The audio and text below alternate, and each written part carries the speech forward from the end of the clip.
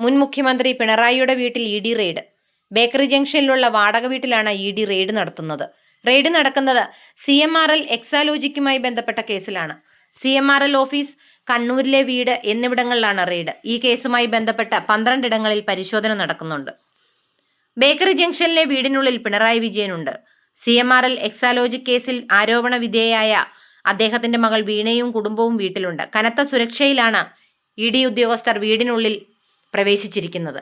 പുലർച്ചെയോടെയാണ് ED. ഉദ്യോഗസ്ഥർ വീട്ടിലെത്തിയത് എന്നാണ് വിവരം. മാസപ്പടി കേസിൽ എൻഫോഴ്സ്മെന്റ് ഡയറക്ടറേറ്റ് അന്വേഷണത്തിന്റെ ഭാഗമായി ചോദ്യം ചെയ്യലിനായി ഉദ്യോഗസ്ഥർക്ക് സമൻസ് അയച്ച നടപടി ചോദ്യം ചെയ്ത് Cochin minerals and rutile limited കമ്പനിയും ഉദ്യോഗസ്ഥരും നൽകിയ ഹർജി ഇന്നലെ ഹൈക്കോടതി തള്ളിയിരുന്നു.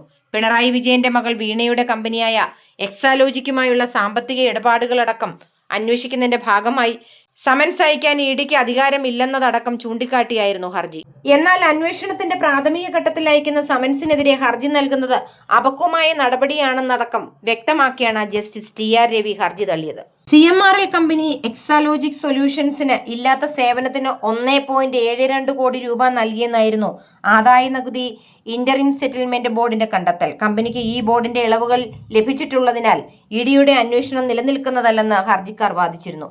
എന്നാൽ ഈ ഇളവുകൾ കള്ളപ്പണക്കേസിലെ അന്വേഷണത്തിന് തടസ്സമല്ലെന്ന് കോടതി വ്യക്തമാക്കി. CMLA നിയമപ്രകാരമുള്ള കുറ്റകൃത്യങ്ങൾ ആദായ നികുതി സെറ്റിൽമെന്റ് ബോർഡിന്റെ പരിധിയിൽ വരുന്നതല്ല. അതിനാൽ ആദായ നികുതി വകുപ്പിൽ നിന്ന് ആനുകൂല്യം ലഭിക്കുന്നുവെന്നത് ഇ.ഡി. നടപടികളിൽ നിന്ന് സംരക്ഷണം നൽകുന്നില്ലെന്ന് കോടതി വ്യക്തമാക്കുകയായിരുന്നു. ഇത്തരം കുറ്റകൃത്യത്തിൽ അന്വേഷണവുമായി മുന്നോട്ടു പോകാൻ ഇ.ഡിക്ക് FIRന്റെ ആവശ്യമില്ലെന്ന് സുപ്രീം കോടതി ഉത്തരവ് ഉദ്ധരിച്ച് കോടതി ചൂണ്ടിക്കാട്ടി. ഇതേ തുടർന്നാണ് ഇന്ന് പുലർച്ചെ പിണറായി വിജയന്റെ കണ്ണൂരിലെ വീട്ടിലും തിരുവനന്തപുരത്തെ വാടക വീട്ടിലും ഇ.ഡി. സംഘം എത്തിയത്.